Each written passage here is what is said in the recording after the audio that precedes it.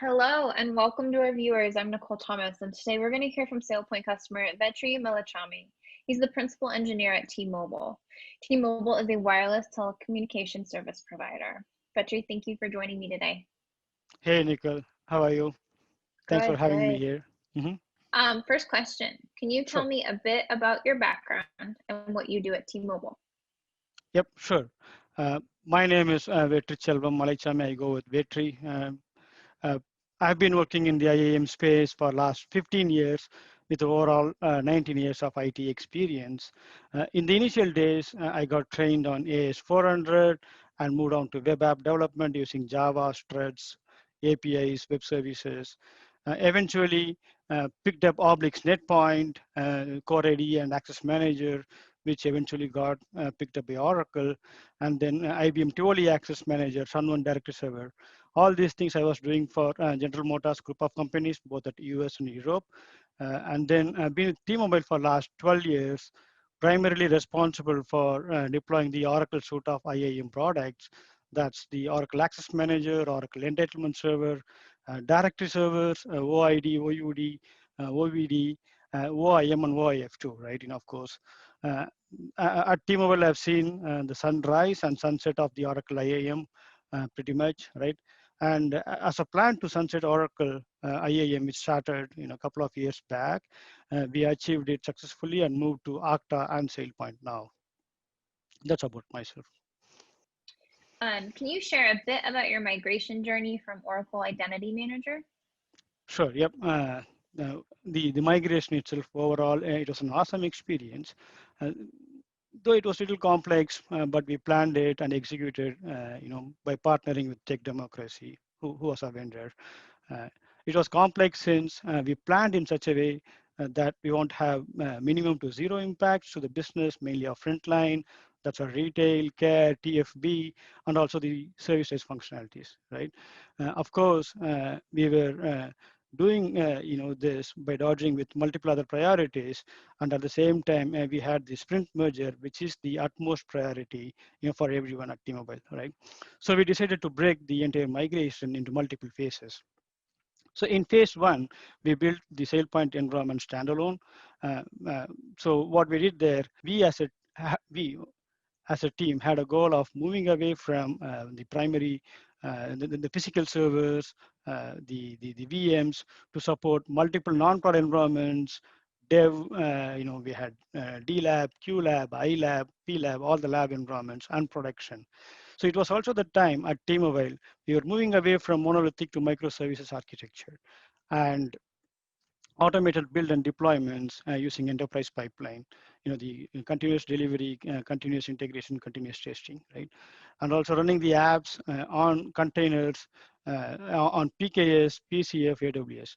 So that's where T-Mobile as an organization was moving towards. So we decided to run SailPoint as a container-based deployment.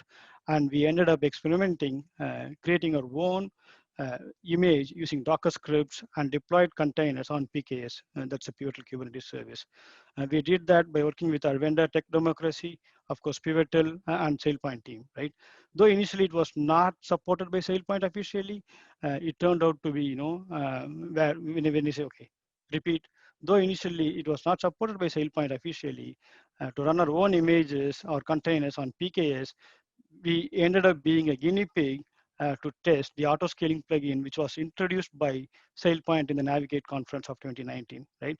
And we worked with SailPoint professional services team and the SailPoint product team, where we can test the auto scaling plugin and also the other features of containers deployment. So that was a great success, and we were able to call ourselves one of the pioneers to crack SailPoint containers deployments on PKS and also align with our enterprise goals successfully. So that was a great achievement for us.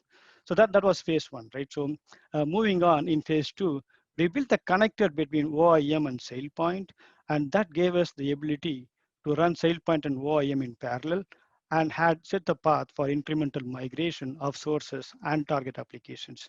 So we did phase one, we did phase two. Then moving on, we did the phase three.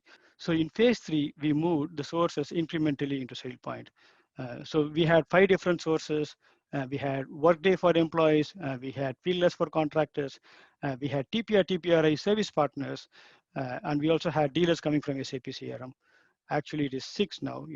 We also added one more source, which is Adam, that's coming from the Sprint merger itself, right, where we have all the Sprint users coming through into SailPoint. So we moved all the sources one by one into SailPoint. Now we were done with moving all the sources into SailPoint, and SailPoint was pushing the users into OIM, and OIM was still doing the target provisioning, right? So that was phase 3. And in phase 4, that's when we started deploying all the target applications into SailPoint.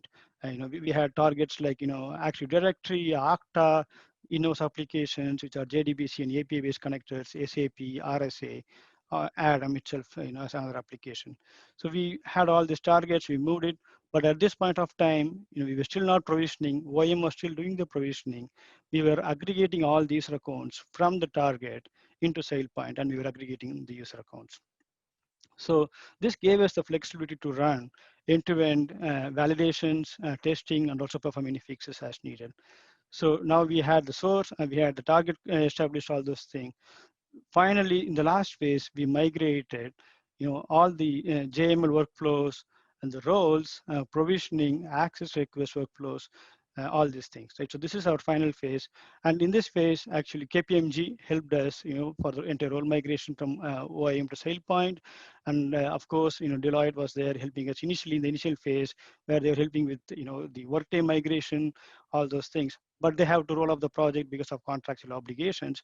So that's how we were able to migrate from OIM to SailPoint.